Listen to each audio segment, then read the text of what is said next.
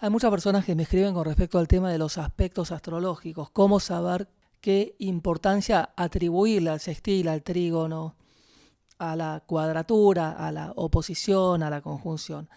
Básicamente lo más fácil es pensar que hay buenos aspectos y malos aspectos en el comienzo para no confundirse, para no complicarse.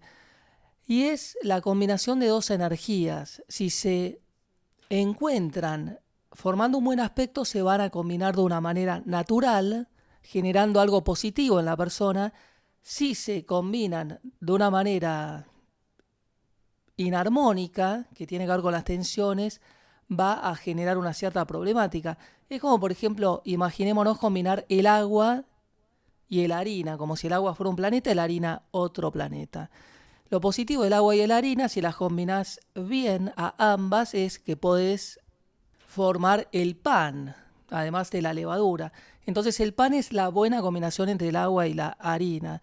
En el caso que la combinación no sea positiva, te da engrudo. El engrudo no se puede comer. Entonces es inarmonioso el agua y la harina combinadas de forma negativa. Entonces, en este caso, viendo esta carta natal, observamos el Sol que recibe una tensión de Urano.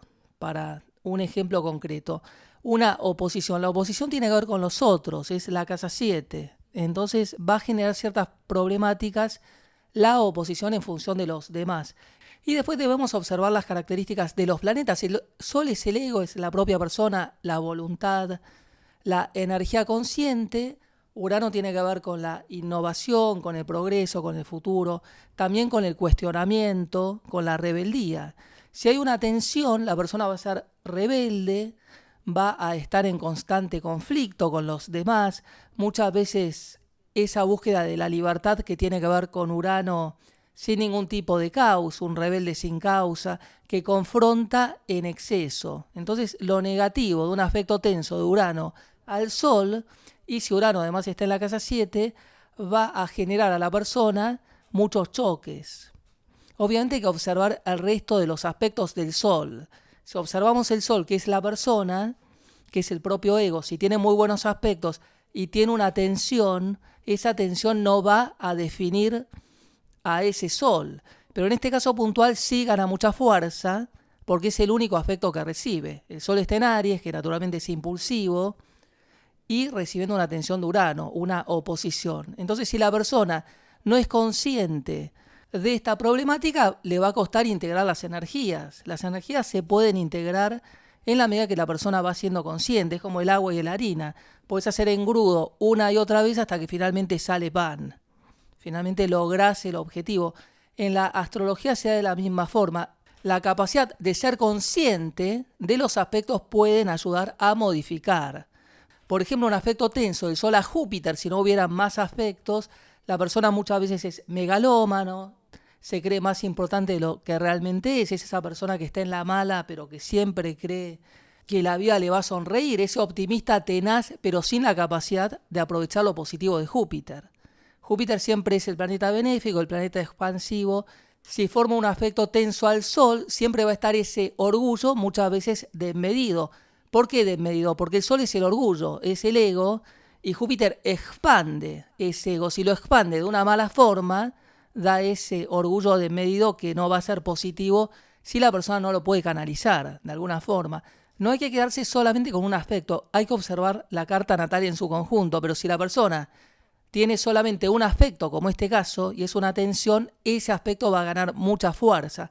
También tener en cuenta dónde está el Sol. Si el Sol está en Aries, tiene ciertas características muy diferentes a si el Sol está en Virgo o si el Sol está en Piscis, por decir otros signos del zodíaco. Siempre el Sol va a estar condicionado al signo en el cual se encuentre. Después, en este caso, observamos la Luna. La Luna tiene una influencia positiva de Mercurio y Venus, dos sextiles, y también tiene una tensión de Neptuno, y también una tensión de Marte, así que está repartido los aspectos, también existe una cuadratura al ascendente.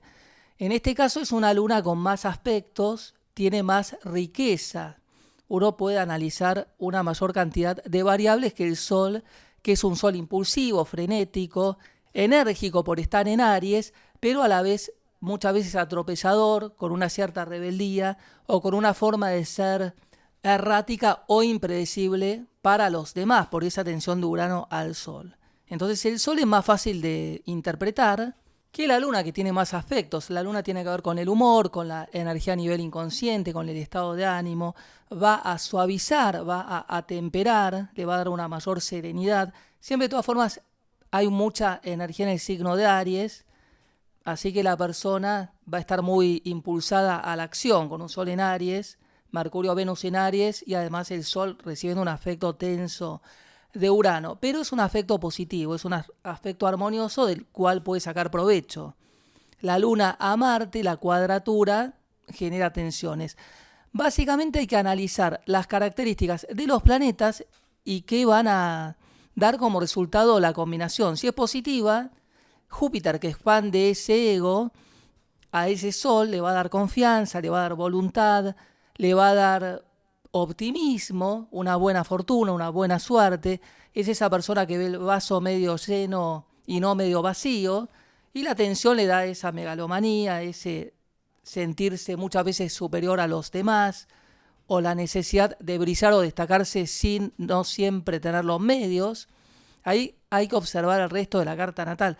Se puede hacer un video de cada uno de los aspectos, de lo que es el Sol con Júpiter, de lo que es el Sol con Saturno, etcétera. Básicamente hay que observar primero el Sol, la Luna, Mercurio, Venus y Marte, que son los planetas personales, y la importancia de estos planetas formando aspectos con los transpersonales y entre sí, por sobre los transpersonales que son generacionales.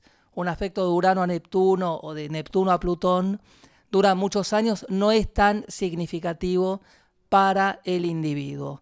Entonces, básicamente lo importante es ser conscientes de la energía de los planetas.